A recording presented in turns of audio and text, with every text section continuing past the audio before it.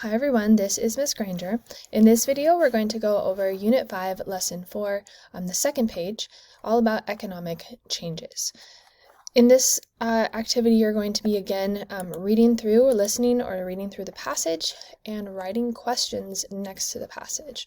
So you'll write a question that could be answered by the passage on the right, and you will then underline the answer to your question in the text. You're also going to be doing that A through Z chart in that specific color. So make sure that you have the same color that you put up here in part 1 for agriculture. So let's start focusing on finance. Finance is essentially dealing with money. So as I read through here, think about what question you might write where the answer can be found in this paragraph. Here we go. Capitalism is an economic system in which all resources are privately owned and markets determine how those resources are distributed. Without capitalism, there might not have been an industrial revolution. As the saying goes, it takes money to make money. Wealthy individuals, or capitalists, saw the potential profits to be made by investing in factories and machinery. Their money helped boost industrialization. The more money that capitalists had to invest in business, the larger the businesses could grow. So pause the video, write your question over here in this box, and underline the answer in the passage. Let's look at the second passage here. The banking system also played a key role in industrialization. Through loans to industrialists and manufacturers, private banks directed customer savings into projects, such as the building of railroads and factories and the mining of coal.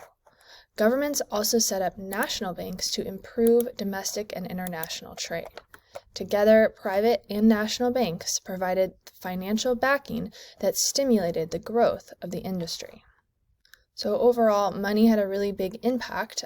People who had money invested it into things like factories and machines, and then that really helped the industrialization flourish. So again, pause the video, write your question, underline the answer, and then stop, lightly highlight at least 5 terms from this section above and put them in your A through Z chart. Pause and do that now. Our last section is all about big business. Let's go ahead and start reading the passage. Industry grew along with the companies that thrived in a competitive capitalist world. Investors in companies became rich. Their wealth allowed them to buy up smaller competitors, merge with them, or drive them out of business. By the late 1800s, corporations dominated industrial economies.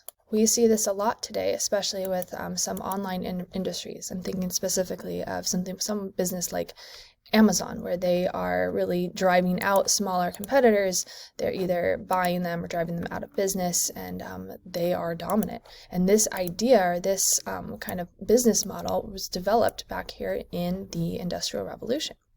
So underline the answer to the question that you write here, and then let's move forward. In the United States, several firms and the industrialists who ran corporations gained enormous wealth and power.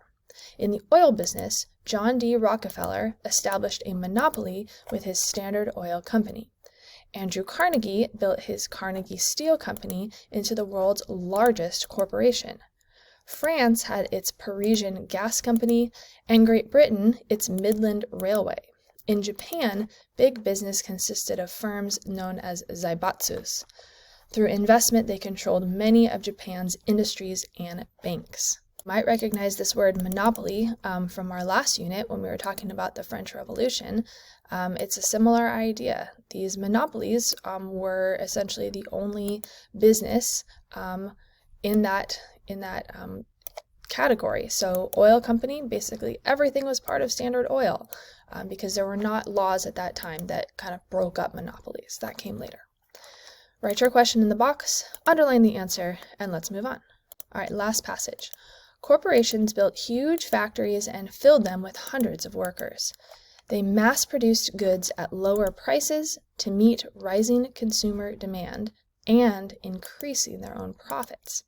A growing assortment of shops and stores sold many new products, such as the sewing machine, the typewriter, telephone, phonograph, light bulb, bicycle, dishwasher, radio, vacuum cleaner, and washing machine. All right, write your question in this box, underline the answer here, and finally stop and lightly highlight at least 5 terms from this big business box. Write them in your A through Z chart in the same color as everything else. Finally, you will see your teacher to roll the dice for your mastery check. Good luck!